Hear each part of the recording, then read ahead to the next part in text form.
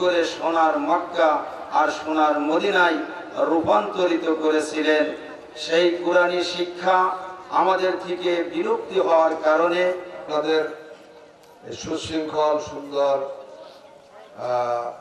ইন্তজাম এবং তালেবে ইলমদের ওলামা ইকরামদের এই মাজমা এটা অত্যন্ত বরকতপূর্ণ, অত্যন্ত সুন্দর।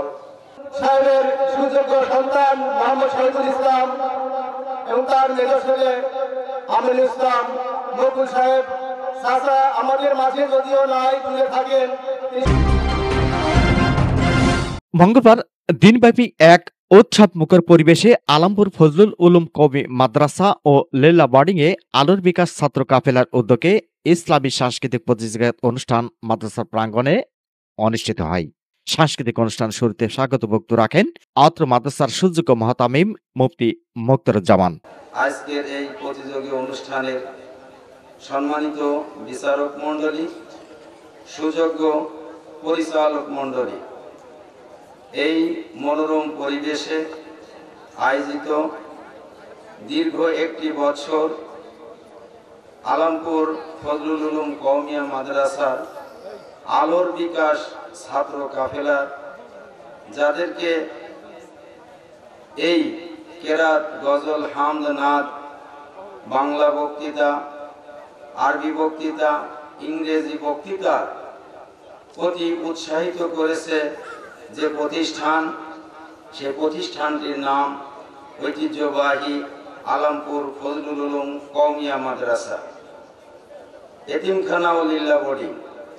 যে মাদ্রাসাটির সূচনা হয়েছিল মরহুম পীর সাহেব ফজলুল করিম রহমতুল্লাহি আলাইহির একটি বাণী, যে দেশ থেকে যেমনি ভাবে জাহেলিয়াতের অন্ধকারকে মক্কা নগরী থেকে উৎখাত করেছিলেন আমাদের হৃদয়ের স্পন্দন আখেরি জামানার নবী হুজুরে পাক সাল্লাল্লাহু আলাইহি ওয়াসাল্লামের চিন্তা ভাবনা গবেষণা কারণে আল্লাহ রাব্বুল আলামিন তেনার উপরে পবিত্র কোরআনে কারিম নাজিল করে সেই জাহেলিয়া যুগের অন্ধকারকে দূর করে সোনার মক্কা আর সোনার মদিনায় রূপান্তরিত করেছিলেন। সেই কুরআনী শিক্ষা আমাদের থেকে বিলুপ্তি হওয়ার কারণে আজ পৃথিবীর মানুষেরা শান্তিহারা, পৃথিবীর মানুষেরা দিশেহারা, পৃথিবীর মানুষেরা তাদের অরিজিনাল শিক্ষা বিদ্যা থেকে বঞ্চিত হওয়ার কারণে তারা সর্ব জায়গায় লাঞ্ছিত, বঞ্চিত, অবহেলিত, পদদলিত হইতেছিল। তাই তিনি বলেছিলেন, जो जमाना में मुअज़्ज़ज़ थे आमिले कुरान होकर हम ज़लीलो खर हुए हैं तारिके कुरान होकर। আল্লাহর নবী হুজুর সাল্লাল্লাহু আলাইহি ওয়াসাল্লামের সেই সোনালী যুগ থেকে সাহাবায়ে কেরাম, তাবেঈন, আইম্মায়ে মুজতাহিদিন, তেনাদের পরিচালিত রাষ্ট্র পরিচালনা থেকে শুরু করে সর্বনিম্ন স্তরে যতগুলো পরিবেশ এবং স্তর ছিল, সর্বস্তরের মানুষেরা সেদিন সুখ পেয়েছিল একমাত্র কোরআনে কারিমের আইন, নিয়ম, নীতি, শাসন প্রশাসনের কারণে। ঠিক সেটা যখন মুসলিমরা হারা হয়ে তারা সর্বহারায় রূপান্তরিত হয়, তখনই তাদের উপরে নেমে আসে জুলুম, অত্যাচার, অন্যায়, অবিচারের আমাশার অন্ধকার। এজন্য আমার ভাইরা পীর সাহেব চরমনায় যখন দেখলেন যে একটা ছন্দ এসে গেল, বুশে যখন হুশ হারাইল, হামলা করলো ইরাকে, আমাদের এই দেশটা ধ্বংস করলো গ্রামীণ ব্যাংক আর ব্যারাকে, তখনই তিনি চিন্তা ভাবনা করলেন এদেশে শুধু এই ব্যারাকের বিরুদ্ধে আর গ্রামীণ আর এর বিরুদ্ধে বক্তৃতা দিয়েই এদেশের সোনারদেরকে, ছাত্রদেরকে, মুসলিম সন্তানদেরকে, তাদেরকে ইসলামের পথ থেকে তারা যেদিকে বিপদগামী করে আজকে গুমরাহির দিকে, শিরক বিদআতের দিকে নিয়ে যাচ্ছে, তাদেরকে যদি ইসলামের সেই আলো, ইসলামের সোনালী যুগ, যদি ইসলামের সুখ ও শান্তি দেখাইতে হয় তো কুরআনী শিক্ষা বিদ্যার কোনো বিকল্প নাই। তাই তিনি গবেষণা করে, চিন্তা ভাবনা করে তেনার মুরিদান সহ বিশ্বের মানুষকে ঘোষণা দিলেন যে শুধু ব্যারাকের বিরুদ্ধে এই বক্তৃতা দিলে হবে না, তার পাশাপাশি আমাদেরকে কোরআন শিক্ষার ব্যবস্থা করতে হবে। তাই তিনি চিন্তা ভাবনা করে ঘোষণা দিলেন ৬৮,০০০ গ্রামে ৬৮,০০০ কোরআনী মক্তব আমাদেরকে প্রতিষ্ঠিত করতে হবে। সেই অনুষ্ঠানে তিনি বলেছিলেন, আপনারা কে কে আছেন জমি জায়গা অর্থকড়ি ব্যয় করে এই কোরআনী প্রতিষ্ঠান কায়েম করতে পারবেন? সেই মুহূর্তে এই বর্তমান মাদ্রাসার সুযোগ্য সভাপতি সাহেব এবং তেনার মেজ ভাই, তেনারা আল্লাহর ওলির ডাকে সাড়া দিয়েছিলেন।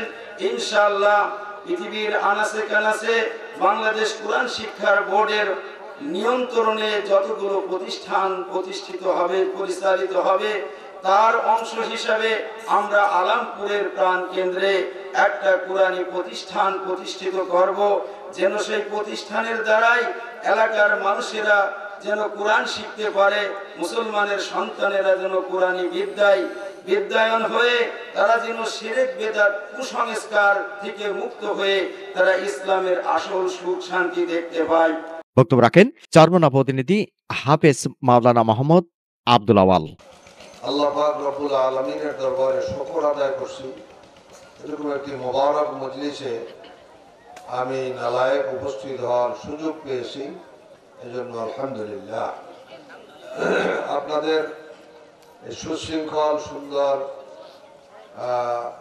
ইন্তজাম এবং তালেবে ইলমদের ওলামা ইকরামদের এই মাজমা, এটা অত্যন্ত বরকতপূর্ণ, অত্যন্ত সুন্দর শিক্ষা সমাপনী উপলক্ষে এই অনুষ্ঠানে আপনারা যেভাবে বিভিন্ন রকমের আপনাদের যোগ্যতা দক্ষতাকে বহিঃপ্রকাশ ঘটিয়েছেন, বিভিন্ন বক্তৃতার মাধ্যমে কেরাত, গজল, হামদ, নাত ইত্যাদি পরিবেশনের মাধ্যমে আপনাদের যোগ্যতা দক্ষতাকে প্রকাশ করতে পেরেছেন।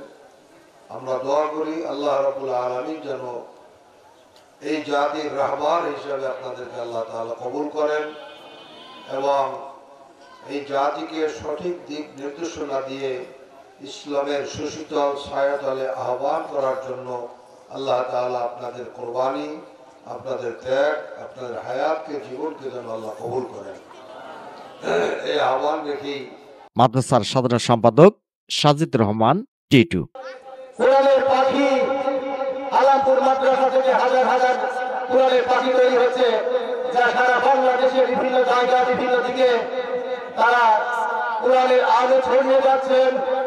আমরা সত্যি আনন্দিত, গর্বিত যে এই মাদ্রাসার ছাত্ররা, আমরা যখনই বিভিন্ন সময় ছাত্র শিক্ষক সংকটে পড়ি, শিক্ষক চাইতে গেলেও আমরা ভাবি যে আমাদের অনেক মেধাবী ছাত্ররা আমাদের শিক্ষক হয়ে আমাদের মাদ্রাসায় আসুক। তখন দেখি যে এই ছাত্ররা অনেক বড় বড় মাদ্রাসায় ভালো ভালো অবস্থানে তারা অধিষ্ঠিত আছেন। তাদের সেই জায়গা থেকে আমাদের এই জায়গা আসতে একটু সন্তোষিত হয়। আমরা মনে করি যে আমাদের গর্ব যে আমাদের ছাত্ররা আমাদের প্রতিষ্ঠানের থেকে এই যারা কোরআনের হাফেজ, কোরআন থেকে আলেম যা তৈরি হচ্ছে, তারা বাংলাদেশের বিভিন্ন প্রান্তে কোরআনের যে বিষয়গুলো নিয়ে আলোচনা করছে এবং কোরআনের আমাদের মাঝে ইসলাম প্রিয় বাংলাদেশের মাঝে যেভাবে পরিচালিত হচ্ছে, যেভাবে প্রচার হচ্ছে, সেটা আমাদের জন্য গর্ব। আমি অনুষ্ঠানের পক্ষ থেকে এই প্রতিষ্ঠানের যারা স্বপ্নদ্রষ্টা ফজলুল উলুম সাহেবের সুযোগ্য সন্তান মোহাম্মদ শহীদুল ইসলাম এবং তার মেজ ছেলে আমিনুল ইসলাম মকুল সাহেব চাচা আমাদের মাঝে যদিও নাই, দূরে থাকেন, তিনি সার্বক্ষণিকভাবে আমাদের দেখভাল করেন। এই প্রতিষ্ঠান নিয়ে তার স্বপ্ন, তার মৃত্যুর আগ পর্যন্ত তিনি আমাদের সাথে, আমার সাথে, মোহতামিম তার বড় ভাইয়ের সাথে সার্বক্ষণিকভাবে দেখভাল করছেন। দূর থেকে তিনি খোঁজখবর নিচ্ছেন। এই মাদ্রাসাকে আরো বাংলাদেশের মাঝে একটি আধুনিক মাদ্রাসা এবং উন্নত মাদ্রাসায় উন্নতি করার জন্য তার অক্লান্ত পরিশ্রম করে যাচ্ছেন এবং তিনি ইতিমধ্যেই এই মাদ্রাসার যে বিষয়গুলো চাহিদা পূরণ করে আরো মাদ্রাসার যে বিষয়গুলো দরকার, বিশেষ করে মাদ্রাসার আয়ের উৎস হিসেবে মাদ্রাসার বিভিন্ন জমি জায়গা সহ মাদ্রাসাকে আরো ভালো একটা মানসম্পন্ন প্রতিষ্ঠানে করার জন্যই তিনি আমাদের এই মাদ্রাসার জন্য যে যে কাজগুলো করে যাচ্ছেন। আমার ছাত্ররা ইতিমধ্যেই এ বিষয়ে জানে, এলাকাবাসী জানে যে আমরা চাচ্ছি যে এই মাদ্রাসা আরো বড় হোক, এই মাদ্রাসার মান শ্রী বৃদ্ধি পাক, তার স্বপ্ন যুগ যুগ কাল কিয়ামত পর্যন্ত বেঁচে থাক। পরে সাংস্কৃতিক প্রতিযোগিতা অনুষ্ঠিত হয়। এতে অংশগ্রহণ করেন মাদ্রাসার বিভিন্ন বিভাগের কৃতি শিক্ষার্থীরা। আজানের ভঙ্গিমা এটা কি তরিকা হবে সেটাও আমরা জানি। আমরা সেই অনুপাতে আজান দেওয়ার চেষ্টা করি, যত সম্ভব যেখানে যে কয়ারি প্রাণ আছে আমরা সেটাই দেওয়ার চেষ্টা করবো, তার বেশি না। আল্লাহু আকবার, আল্লাহু আকবার, আল্লাহু আকবার, আল্লাহু আকবার। আশহাদু আল লা ইলাহা ইল্লাল্লাহ।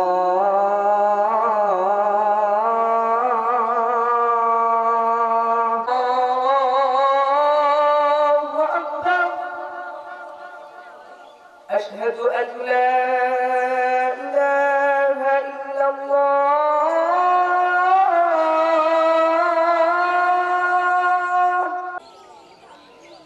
আশহাদু আন্না মুহাম্মাদুর রাসূলুল্লাহ।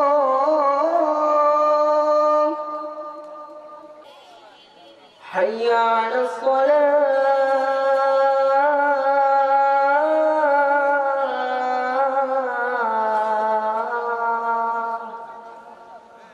মোহাম্মদ রফিক, আর কে নিউজ 24।